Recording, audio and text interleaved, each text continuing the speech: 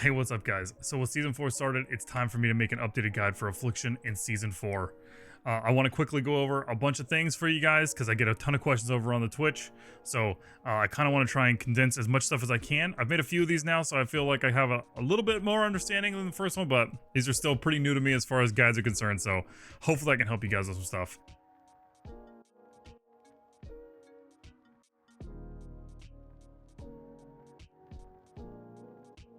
First, I want to answer, how is Affliction in Season 4? Compared to the other Warlock specs, I still think we might be the worst right now.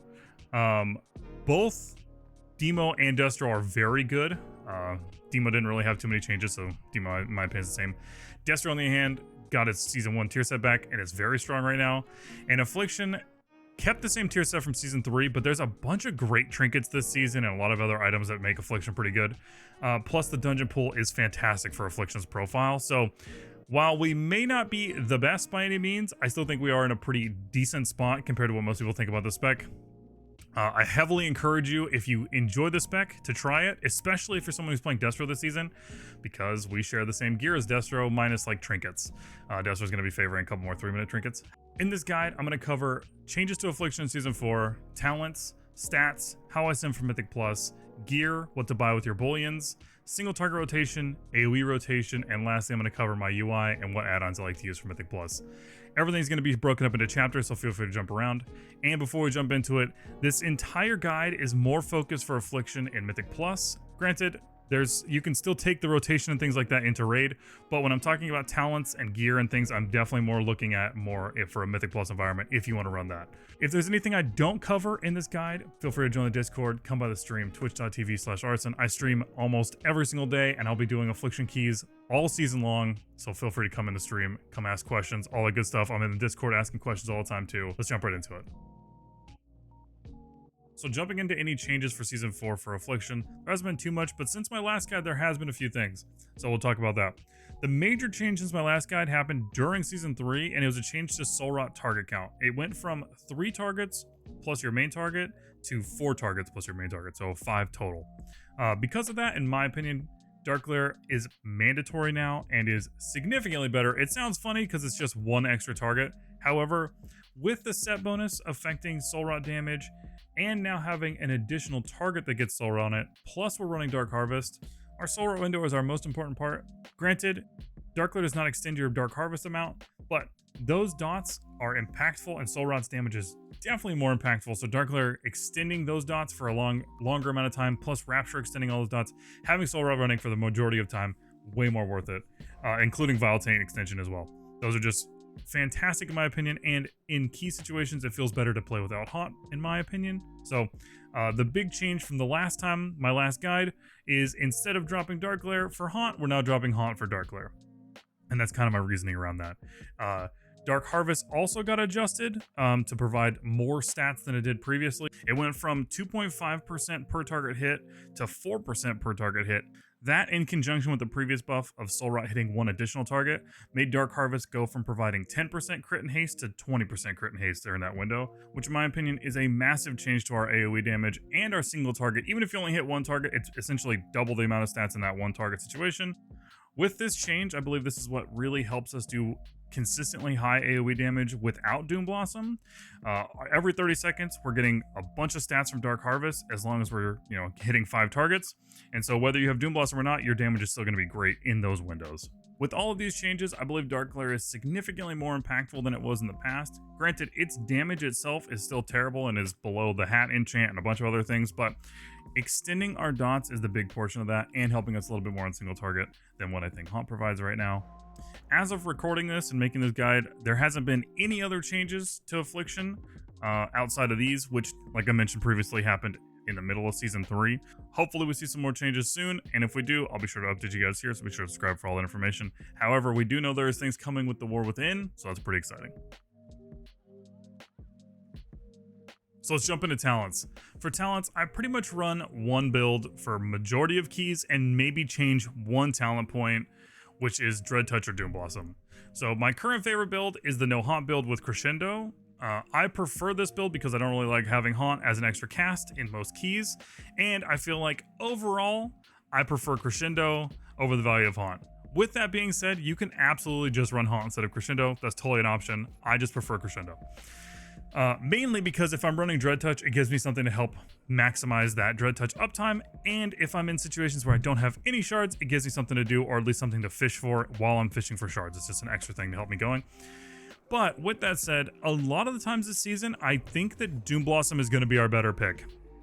We'll see as we get further and further into keys. The biggest problem we have is that either one of these talents is a pretty big swing in one direction. So if you play Doom Blossom, it's like a 12% AoE boost, give or take. And if you go Dread Touch, it's about a 10 or 12% single target boost over, the other one. So you're kind of swinging one for the other. Do you want to be a little bit more single target? Do you want to be a little more AoE? With that said, Dread Touch still totally works on AoE. Our AoE damage is still very good. Obviously, Dread Touch is not doing AoE damage, but I like to think about more of like a prio type build. So, most of the times you're picking your main target anyways. I like to set a focus target and then just kind of funnel all of my stuff off of that main target. And so if I'm running Dread Touch, I will just keep Dread Touch active on that main target while I'm just doing seeds and all that kind of stuff. I'll go over the exact rotation, but Dread Touch still has, if you're running Dread Touch, you still have actually very solid AoE damage. Granted, with Doom Blossom, you definitely have way better AoE damage and it is way better for the AoE vibe, but it is still an option to go Dread Touch if you feel like you're lacking in the single target department for your group. Like if you have a really heavy AoE group and you feel like your guys' single target's lacking, maybe try Dread Touch. Or in the inverse, if you're in a group that has really good single target and you feel like your AoE might be a little lacking, go Doom Blossom. Definitely an option, but in my opinion, this is my favorite talent setup right now. As far as class talents are concerned, this is pretty set in stone for Affliction in my opinion. The only one that changes is Coil for Howl. I prefer to run Howl because I feel like a lot of times I need the extra AoE stop. While Howl is target capped at 5 targets, I prefer this just in certain pug situations when I need an extra stop, another instant stop, right? Granted, a lot of people prefer Mortal Coil. The heal on it is great, especially in higher keys, so it's definitely an option. If you don't need the extra stop, definitely just run the Coil. I also like to run Profane Bargain because we are sacrificing our pet. It basically gives us 10% increased stam, 5% increased stam, which is not nothing. That's, a little bit of something. It's not the greatest thing, but it's not terrible. You can also grab Abyss Walker for 4% DR when you teleport. Again, it's not insane, but it's not the worst thing if you really need that little bit of DR in a certain situation. As for that, other than that, you can drop a point and maybe grab a Fiendish Stride if you really want to. I don't prefer to play with that, but the big one is Amp Curse. So most of the time, this is what I'm playing with. Just one in Profane Bargain, one in Amp Curse. There is tons of mobs to cast, and having Amp Curse on those mobs or even on bosses is a huge advantage. So try and use Amp Curse as much as you possibly can. If you're putting Curse of Tongues out though, and you're playing Affliction, this is something to be aware of, especially if you're coming from Destro. If you're going to be casting Vile Taint, it will overwrite your curses.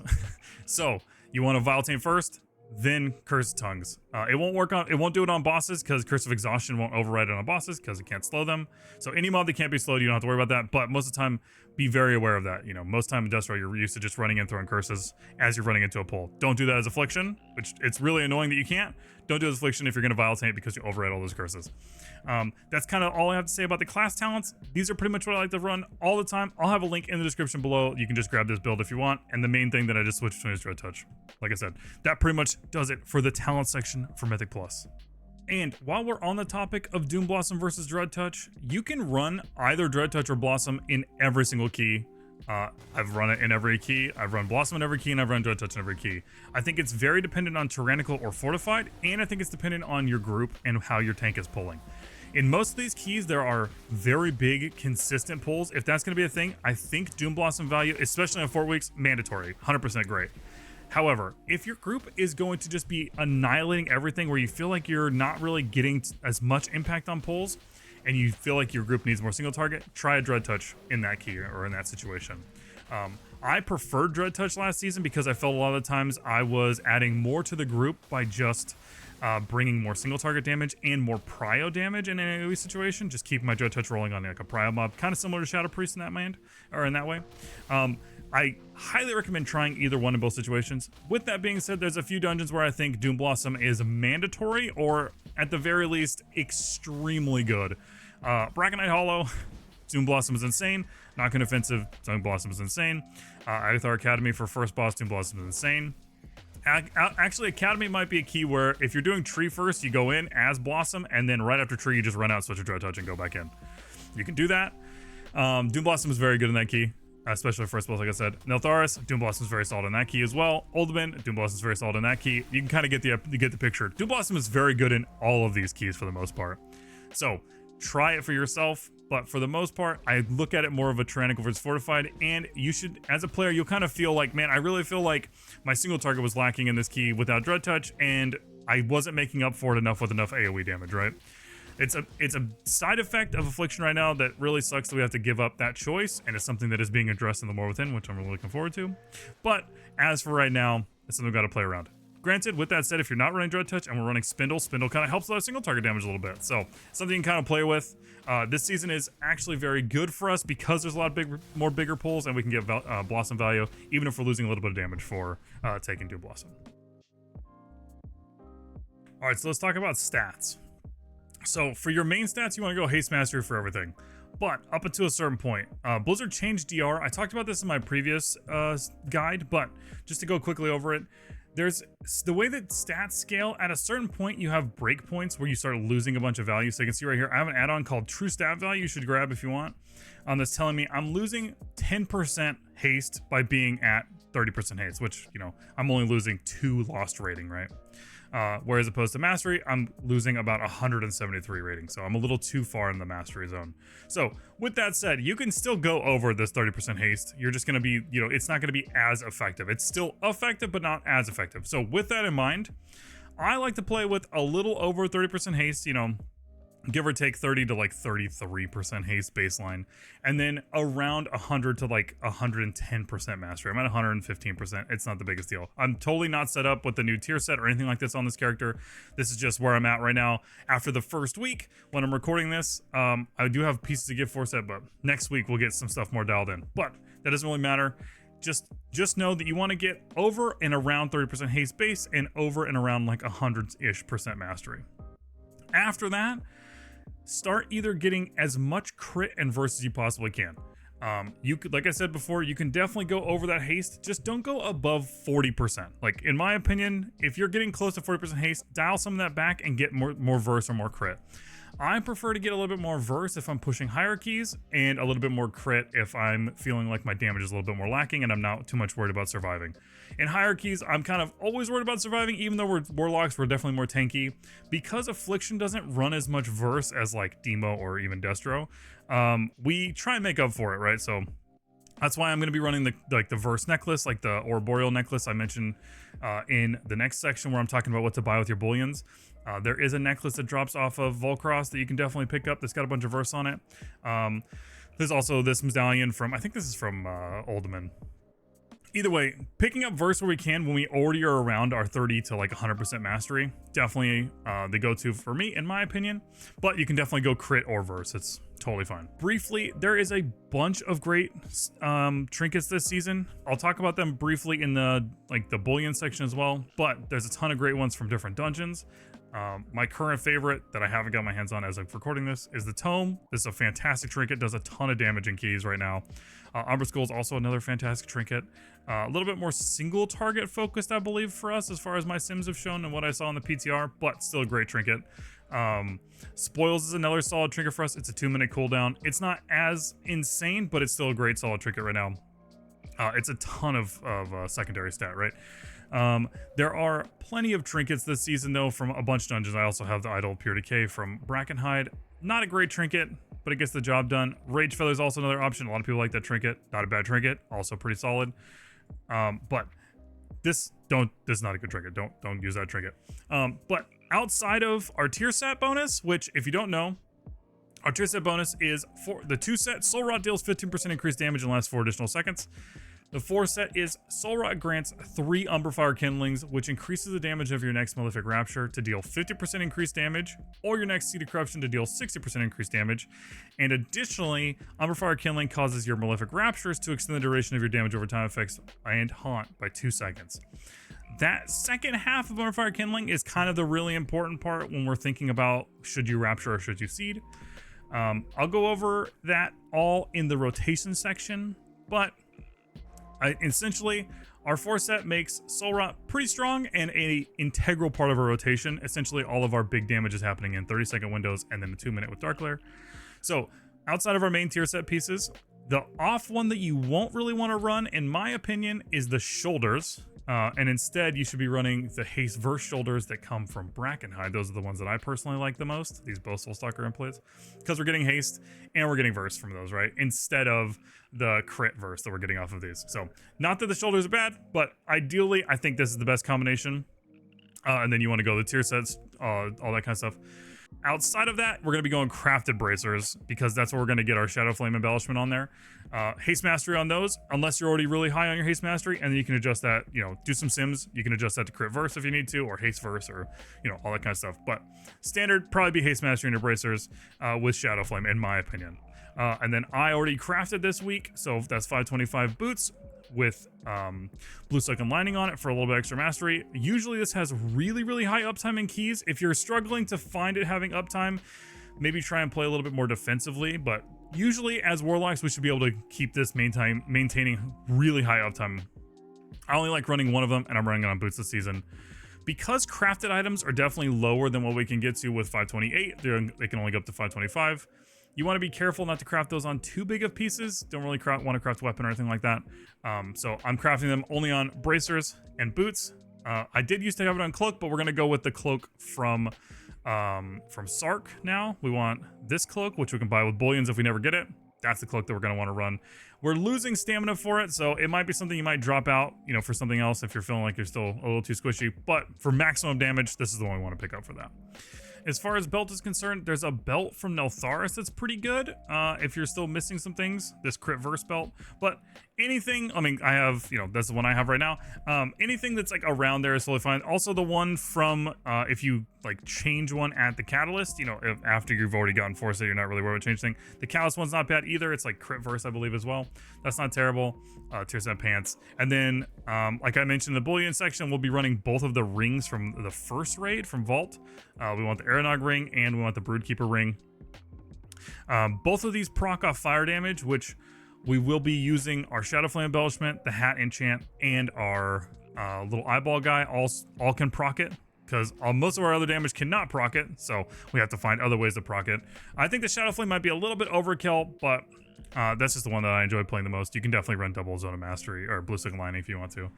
And then for trinkets, the absolute best setup for trinkets, if you want, you know, completely min-max, is Spindle and Suncaller. I personally don't like that combination, like I will mention later, but what I'm going to be running is probably Spindle and Tome.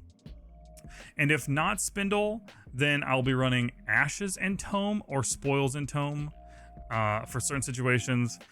But most of the time I'll be running Spindle. As much as I hate running this trinket, it really kind of helps us in certain situations. For instance, like Totem on Brackenhide Hollow. You can use Spindle to just kill that Totem really quick. Same reason, I might actually run Suncaller in Brackenhide, depending on if I feel like we're not going to have enough damage for totems, like on a Tyrannical week. Then you have 2 things to nuke a totem with, right? Both those things will kind of just mess those totems up.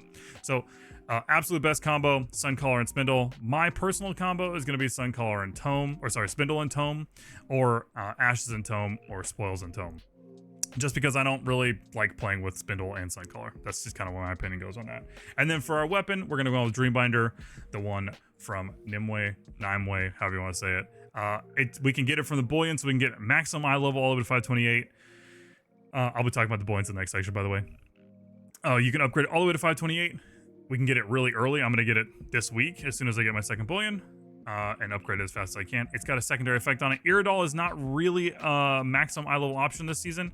You can get one. You can get one actually pretty high. I think get a hero track, but that would only go to 522. So if you do prefer Iridol, it is an option, but I think that a 528 Dreambinder is better than a 522 Iridol, in my opinion, but definitely try it for yourself if you're not into that. That kind of covers gear, stats like we went over. All kinds of stuff. Haste mastery, like I said, as much as you can get up to around maximum haste is 40% in my opinion. Don't play over that. Around like 110% maximum mastery. Don't go over that in my opinion. And then get as much crit and verse as you can. I like to run more verse and then just kind of substitute crit with maybe the potion or something like that. just for a little bit more tankiness to help us survive in those situations. For a recap, go haste mastery on everything up until around 30% haste and a little over 100% mastery, then get as much crit or verse as you want and you can get your hands on. Then for your bouillons this season, buy Dreambinder first, then ideally Spindle in my opinion.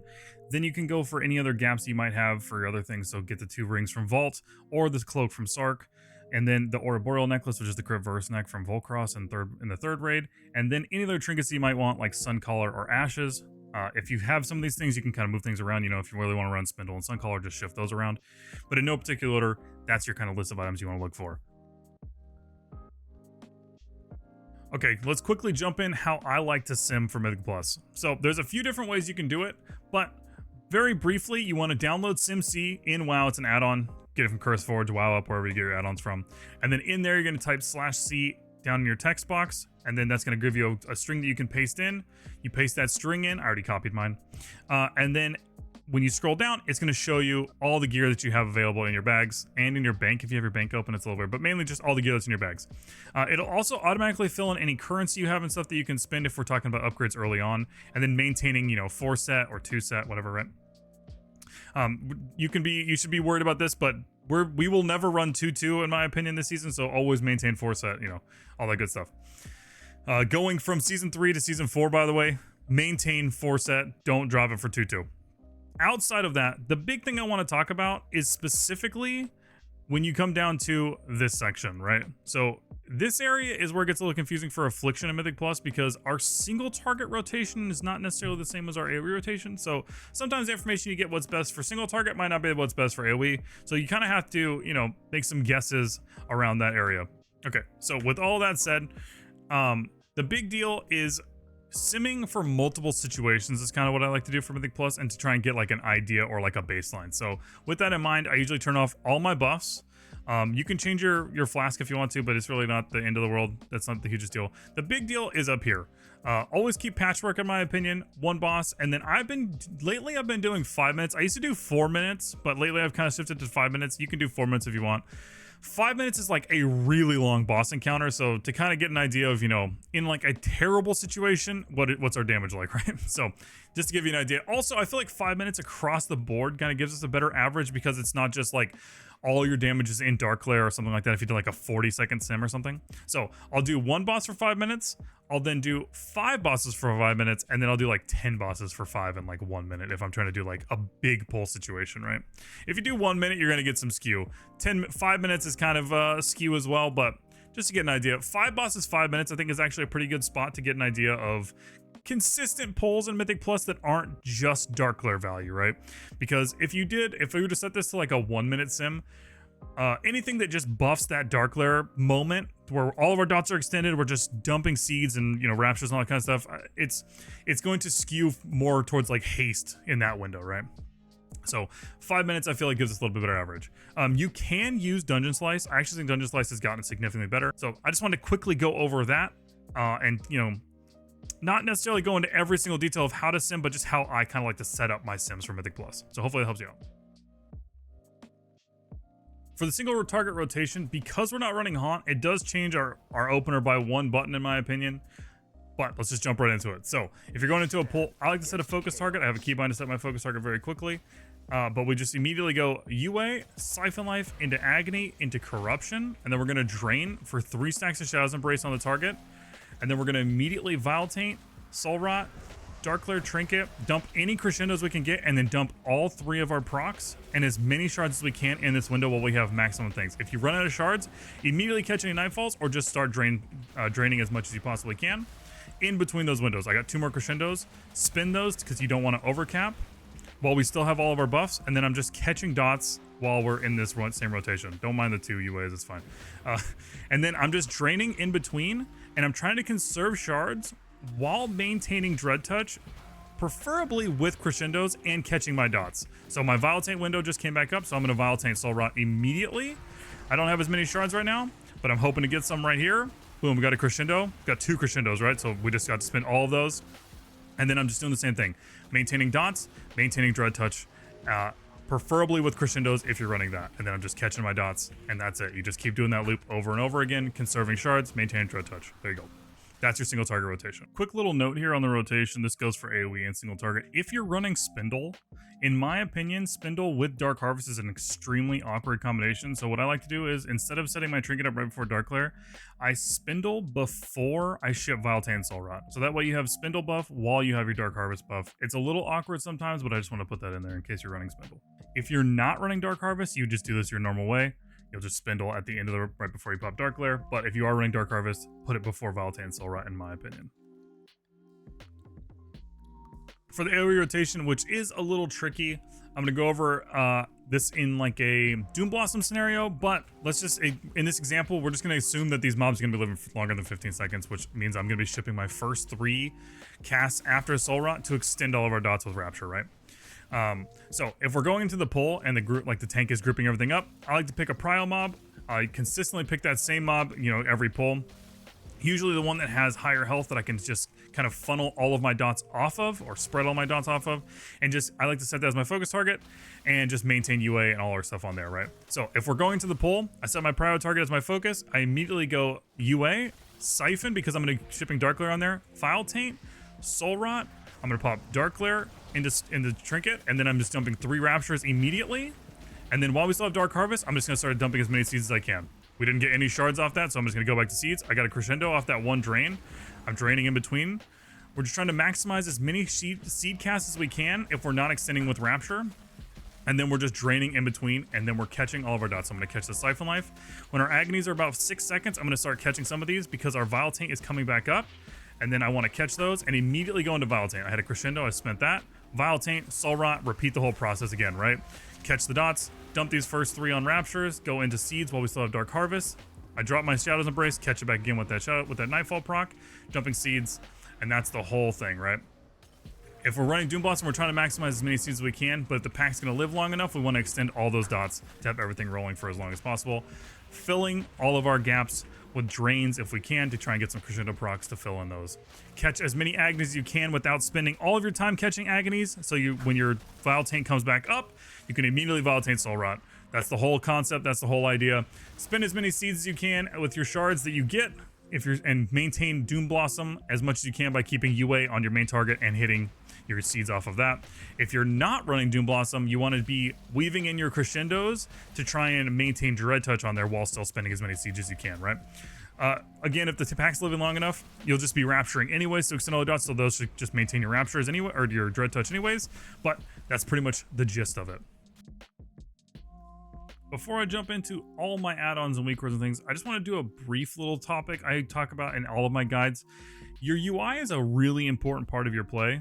And you don't have to use my UI or anything like that, but cleaning up your UI and making it more streamlined and a little bit more minimal and just clean for you to quickly read information is a really big deal. I see a lot of clutter on a lot of people's UIs, and in a spec like Affliction, where we're already trying to manage a lot of things in the first place, helping yourself in those situations is really important. So, you know, decluttering your UI, and specifically, I like to use nameplates to track all of my dots.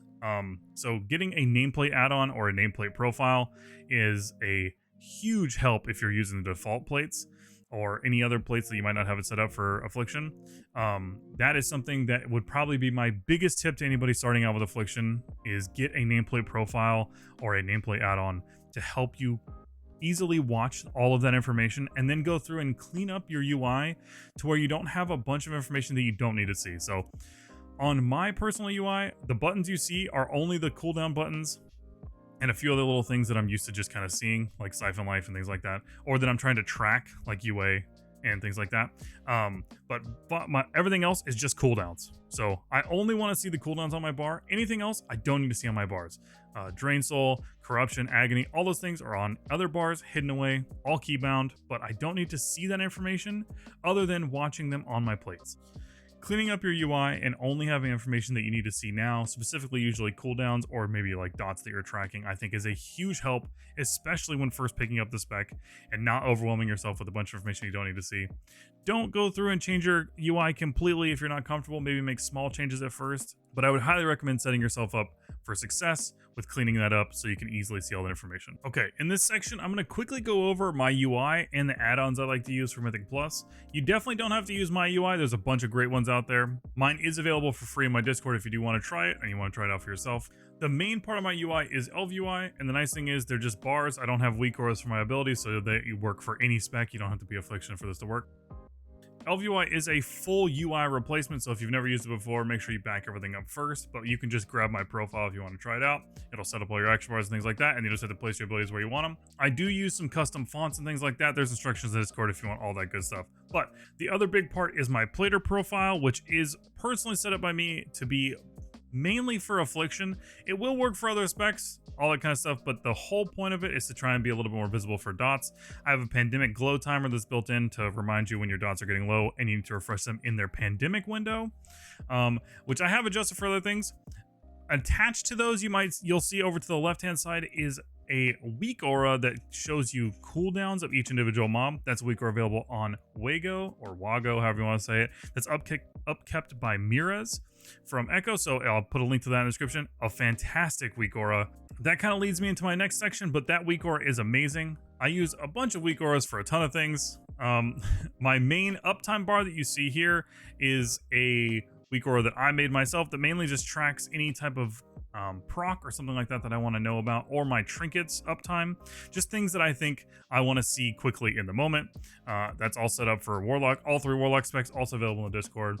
I'm not going to go over every single weak aura I use, but there's a bunch, some that are for Season 4 timers and effects and things like that that are coming at you in the dungeon. I'll link those in the description below as well. I don't make those weak auras, but I'll have a link to those in the description below. If you have any questions about specific weak auras that I use that I don't mention here, you can ask in the Discord, all that stuff. The other major add-on that I use for my UI is an add-on called Omni CD, which is what tracks all of my party cooldowns, which you can see on the left-hand side of my party frames or along the left-hand side of my screen with CCs and things like that. That is Omni CD, tracks all that kind of stuff. That Omni CD profile is also available in my Discord for free if you want that. And then my dungeon timer that I have set up is a timer called Warp Deplete. Warp Deplete doesn't have any profiles that can export, but I'm just going to show you all of my settings here on the screen. And then in the description, I'll put the custom formula string or whatever you want to call it also down there. You can just copy and paste it if you want. The way I have it set up to show enemy percent per pull and things like that. But I'll slowly just show all the settings here on the screen now. And then you can pause it and look at all the different settings if you want. The major thing that I do change is my fonts. And if you don't have those fonts, my shared media folder is available in my Discord, but you can use whatever font you want. The last major add-on I want to talk about this part of my UI is an add-on called Big Wigs or Little Wigs, if you're not familiar. Those are just raid boss or dungeon boss timers that I use. I use a plugin for LVUI called Wind Tools. It's another major one that kind of changes the appearance of those. But for the most part, all those do are just showing you different timers for different bosses and what's coming up next. Highly recommend using something like that if you're just getting into Mythic Plus for the first time. Boss timers are huge for planning your defensives or planning your offensive abilities. Either way, being aware of what's coming next and how soon or how long you have to prepare for that situation is really important for every key. So definitely recommend Big Wigs, Little Wigs. You can also use DBM if you don't like those. I just prefer Big Wigs and Little Wigs. I did mention it briefly, but I do use a plugin for LVUI called Wind Tools. I'll put the link to that in the description below as well. It's available on ChrisForge. Wind Tools is just a plugin for LVUI that adds a bunch of functionality to it, especially extra little goodies, including, like I mentioned, skins for Big Wigs and things like that. The big one that a lot of people ask me about is my Dungeon Finder. That's part of Wind Tools as well, and a ton of other little things. So if you're an LVUI user, you should definitely pick up.